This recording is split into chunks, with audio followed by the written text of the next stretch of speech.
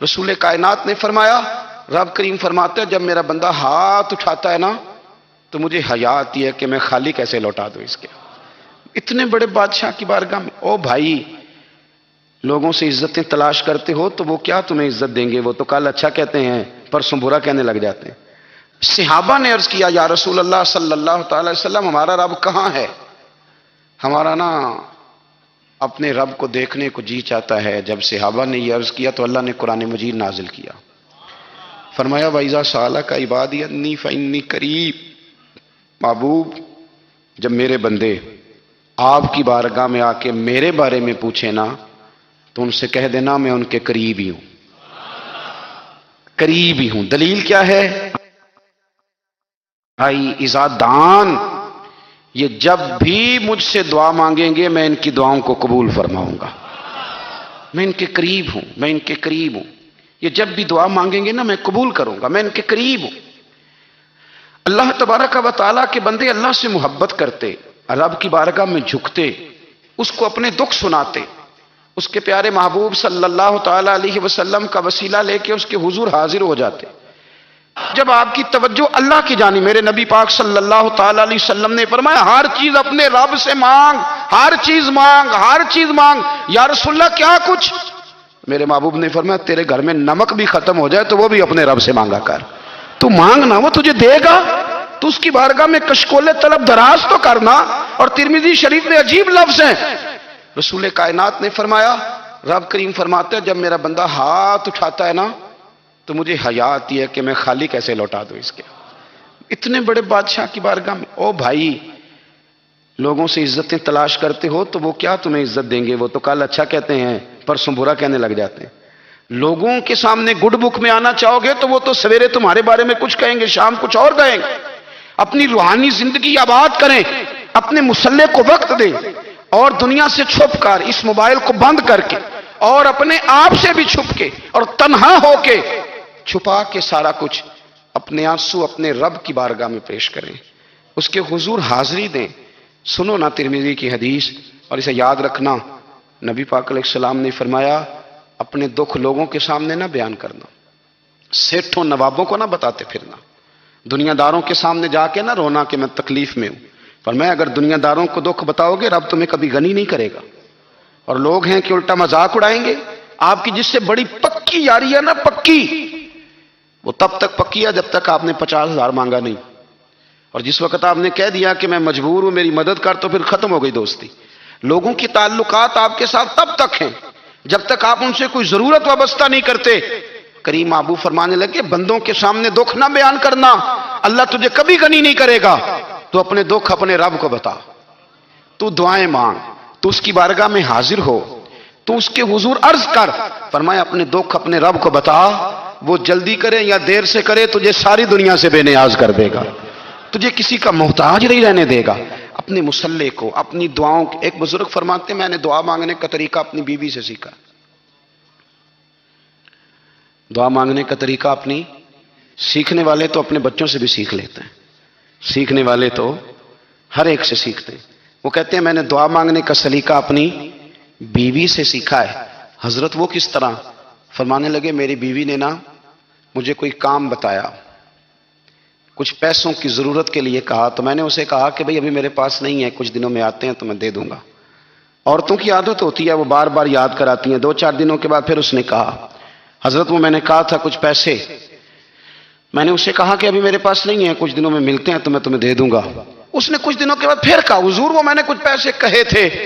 فرماتے میں نے ڈانٹ دیا، میں نے کہا کہ کیا تو روز مجھے شرمندہ کرتی ہے، کہا نا میرے پاس نہیں ہے، ہوں گے تو دے دوں گا، تو روز یاد کراتی ہے۔ فرماتے ہیں اس نے پہلے تو میری ڈانٹ کو سہا، پھر میرے سخت جملوں نے اس کی آنکھوں میں آنسو پیدا کر دیے، پھر اس نے اپنے آنچل میں اپنے اس دکھ کو سمیٹا، اور پھر اس نے ایک جملہ کہا تو میں رو پڑا، اور مجھے اپنے رب سے مانگنے کا طریقہ آ گیا۔ مجھے کہنے لگی حضرت جی آپ نے ڈانٹ دیا میں نے سہ لیا، پر آپ ہی میرے شوہر ہیں، بتائیں نا آپ سے نہ کہوں تو میں کس سے جا کے کہوں۔ فرماتے ہیں میں رو پڑا، اور میں کھل کے رویا، اور میں تڑپ کے رویا، اور پھر میری سسکیاں بند گئیں۔ تو مجھے کہنے لگی آپ کو کیا ہوا؟ میں نے کہا مجھے بھی دعا مانگنی آ گئی ہے۔ جب میں اسے کہوں گا نا اللہ تو ہی میرا رب ہے، میں تجھ سے نہ کہوں تو میں کس سے جا کے کہوں؟ میں کیوں کسی بندے سے سوال کروں؟ میں کیوں کسی دنیا دار سے کہوں؟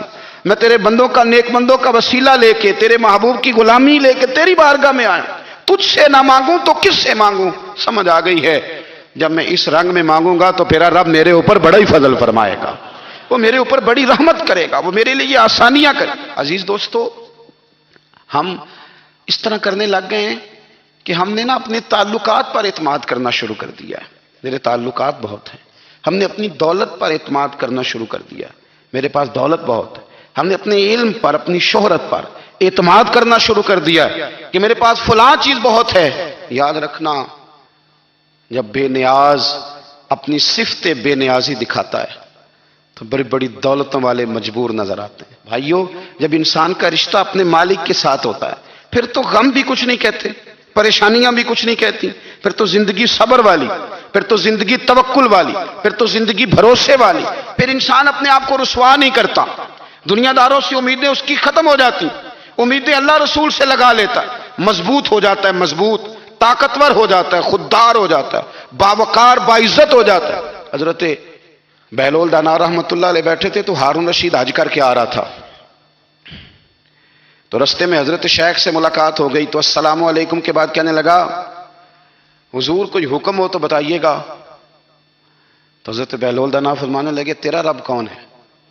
اس نے کہا اللہ۔ تو فرمایا میرا کون ہے؟ کہا اللہ۔ فرمانے لگے تو بڑا ہی بیوقوف ہے، کیا تو یہ سمجھتا ہے کہ رب ہارون رشید کو تو دے گا اور بہلول دانا کو بھول جائے گا؟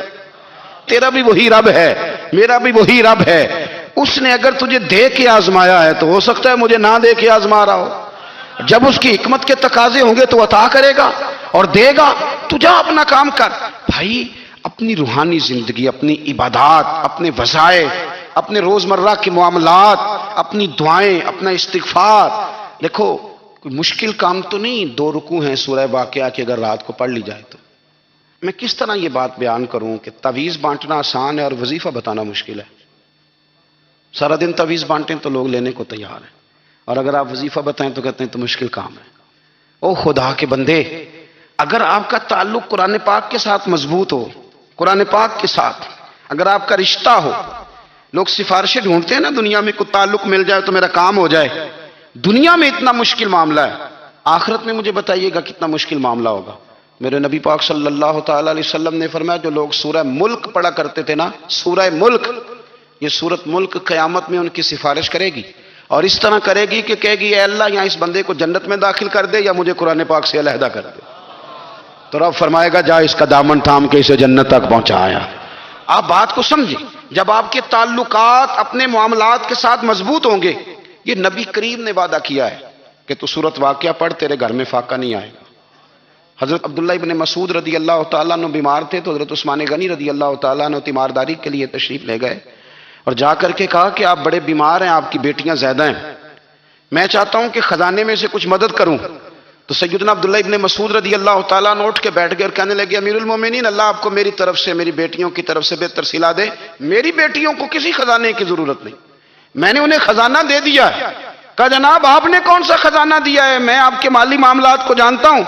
تو فرمانے لگے، امیر المومنین، میرے نبی کریم نے فرمایا ہے جو سورت واقعہ پڑھے اسے کبھی فاقہ نہیں آتا، میں نے بیٹیوں کو یاد کرا دی ہے، یہ خزانہ میں نے انہیں دے دیا ہے۔ وہ سارے والدین سنیں جو بیٹیوں کے لیے پریشان رہتے ہیں۔ حضرت عبداللہ ابن مسعود نصیحت کر رہے ہیں، فرمانے لگے میں نے سورت واقعہ یاد بھی کرا دی ہے، پڑھنے کی عادت بھی ڈال دی ہے۔ حضور نے فرمایا ہے جو سورت واقعہ پڑھے اسے فاقہ نہیں آتا۔ کہنے لگے چاند تو اپنی جگہ چھوڑ سکتا ہے، سورج گر سکتا ہے، تارے ٹوٹ سکتے ہیں، پر مدینے والے رسول کی بات غلط نہیں ہو سکتی۔ حضور نے فرمایا فاقہ نہیں آئے گا تو انشاءاللہ کبھی بھی نہیں آئے گا۔ کرنے کا کام یہ ہے کہ ہم اپنے معاملات، اپنی عبادات، اپنی دعائیں، کبھی 10 منٹ عادت ہو جائے نا دعا مانگنے کی علیحدہ سے رات کو۔ حضور نے فرمایا جو فرض نماز کے بعد دعا مانگے اللہ اس کی قبول کر لیتا ہے۔ نبی پاک صلی اللہ تعالی علیہ وسلم نے فرمایا اللہ مسافر کی دعا قبول فرماتا ہے۔ حضور نے فرمایا اللہ مظلوم کی دعا قبول فرماتا ہے۔ حضور نے فرمایا بیمار سے دعا کراؤ اللہ اس کی دعا قبول فرماتا ہے۔ میرے نبی پاک نے فرمایا ماں باپ جب بھی اولاد کے لیے ہاتھ اٹھائیں، ویسے تو بلے شاہ تو آسمانی اڈ دیاں ہی پھڑ دیں، جڑا گھر بیٹھا انہوں بڑھیا ہی نہیں۔ حضور فرمانے لگے ماں باپ جب بھی اولاد کے لیے دعا فرمائیں اللہ ان کی دعا کو قبول کرتا ہے۔ آپ اپنا تعلق بنائیں، دعا کے ساتھ، عبادت کے ساتھ، مصلی کے ساتھ رشتہ بنائیں، استغفار پڑھیں۔ صلاح الدین ایوبی صلیبی جنگوں میں تھے، رات کو مسجد اقصی میں نماز پڑھی تو پریشان تھے۔ ایک بزرگ سے ملاقات ہوئی تو وہ کہنے لگے کہ آپ بڑے پریشان ہیں۔ کہنے لگے حضور پریشان اس لیے ہوں کہ پہلے ہی مسلمان کمزور ہے، اب میں نے سنا ہے دشمن کا ایک بحری بیڑا وہ جنگی سامان سے بھرا ہوا آ رہا ہے، تو اب ان کے پاس اور تلواریں اور نیزے آ جائیں گے، مسلمانوں کے پاس پہلے ہی وسائل کی کمی ہے، پریشان ہوں کس طرح کر کے مقابلہ کریں گے۔ یہ بات کہتے ہی صلاح الدین ایوبی نے بزرگوں سے کہا حضور آپ بھی دعا کرنا، دعا کی بڑی طاقت ہے۔ میرے نبی پاک نے فرمایا دعا مومن کا ہتھیار ہے، دعا مومن کا، دعا مومن کا۔ حضور نے فرمایا تقدیر کو سوائے دعا کے کوئی چیز نہیں بدل سکتی، دعا مومن کا ہتھیار ہے، یہ کافر کے پاس کوئی نہیں، یہ ہتھیار ہے مومن کا۔ اللہ کرے آپ کو سمجھ آئے، پھر سنیں کئی بار کہہ چکا ہوں یہ ہتھیار ہے، کافر کے مقابلے میں جو تیرے پاس سب سے بڑا ہتھیار ہے وہ دعا ہے۔ دعائیں کرانی چھوڑ دی، کرنی چھوڑ دی، لینی چھوڑ دی۔ حضرت سیدنا انس بن مالک رضی اللہ تعالیٰ عنہ فرمایا کرتے تھے میں نے وہ رنگ دیکھا ہے جب حضور دعا مانگتے تھے اور حضور کی مقدس آنکھوں میں آنسو بھی ساتھ ہی بہا کرتے تھے، میں نے وہ انداز دیکھا ہے۔ تو صلاح الدین ایوبی بزرگ سے کہنے لگے آپ بھی دعا کیجیے، اور خود رونے لگے اور سر سجدے میں رکھ کے رونے لگے، اور عشاء سے لے کر فجر تک روئے، خوب روئے۔ صبح وہ بزرگ آئے تو صلاح الدین ایوبی کا خوبصورت اور ہنستا ہوا چہرہ دیکھا، کہنے لگے آپ بڑے خوش ہیں، رات تو میں نے بڑے روتے ہوئے دیکھا تھا۔ تو کہنے لگے حضور وہ جو بحری بیڑا آ رہا تھا نا وہ پانی میں ڈوب گیا ہے، اب وہ نہیں آ رہا، ابھی خبر آئی ہے تو میں بڑا خوش ہوں۔ بزرگ کہنے لگے اٹھ سینے سے لگ اور سن ایک بات، وہ بحری بیڑا پانی میں نہیں ڈوبا، وہ تیرے آنسوؤں میں ڈوب گیا ہے۔ وہ جو تو رات رویا ہے نا رب کریم کی بارگاہ میں تو وہ ڈوب گیا ہے۔ بھائی اپنا مصلی کا، عبادت کا، وظائف کا، اللہ اللہ کا سلسلہ اس کو مضبوط کرے، اپنی دعاؤں کے تعلق کو مضبوط کرے۔ دعائیں بڑے انقلاب برپا کر دیتی ہیں۔ ہم تھوڑے تھوڑے نا جب سے خشک ہوئے ہیں نا، خشک، اور میری تو جماعت ہی صوفیاء کی جماعت تھی، ہم تو داتا علی اجمیری کی جماعت سے، ہم تو خواجہ اجمیری کی جماعت سے، ہم تو شیخ احمد فاروق سرہندی کی جماعت سے، ہم تو صوفیاء کی جماعت۔ ہماری جماعت نے بھی وہ تعلق جو ہمارے بزرگوں نے بنایا، بزرگ اللہ کے قریب کیسے جاتا ہے؟ تو ہمارے یہاں نا بہت سارے لوگ کہتے ہیں جی نظر ہو گئی تو کام ہو گیا۔ بھائی جو بخاری مسلم میں طریقہ ہے نا اللہ کا قرب پانے کا وہ تو نفل ہے۔ نبی کریم علیہ الصلوۃ والسلام نے فرمایا بندہ نفلوں کے ذریعے رب کے قریب جاتا ہے، اور اتنا قریب جاتا ہے کہ پھر اللہ اس کی زبان بن جاتا ہے، اللہ اس کی آنکھیں بن جاتا ہے، کان بن جاتا ہے، ہاتھ اور پیر بن جاتا ہے۔ تو یہ تو عبادت ہے، یہ تو اللہ کی بارگاہ کی حاضری ہے جو آپ کو اللہ کے قریب کرے گی۔ تو اپنے نماز کو اہمیت دے کے ادا کریں، نمازیں موبائل بند کر کے ادا کریں۔ لیکن نا کچھ لوگ کہتے ہیں مجھے ٹائم نہیں ملتا نماز کا، تو میں کہتا ہوں یہ آپ نے بڑی جرت کی بات کی ہے۔ مجھے کو میرا پیر بھائی کہہ دینا میرے پاس ٹائم نہیں ہے آپ کو ملنے کا، تو میں کہتا ہوں آج کے بعد آنا ہی نہ۔ تو کیا سمجھتا ہے تو بہت بڑا آدمی ہے، تیرے پاس ٹائم نہیں ہے اور ہمیں ملنے کا ٹائم، موج کر۔ تو آپ نے اللہ رسول کو کہہ دیا ٹائم نہیں۔ اور عجیب فلسفہ ہے نا، کہا جائے نماز پڑھنے آؤ تو کہتے ہیں کپڑے ٹھیک نہیں، اور کہا جائے کہ آؤ ذرا دعوت پہ چلیں تو کہتے ہیں ایک منٹ ٹھہر میں کپڑے بدل کے آیا۔ نماز کے لیے کہا تو کہتا ٹھیک نہیں، دعوت کے لیے کہا تو کہتا میں ذرا تیاری کر لوں، یوں جانا مناسب نہیں۔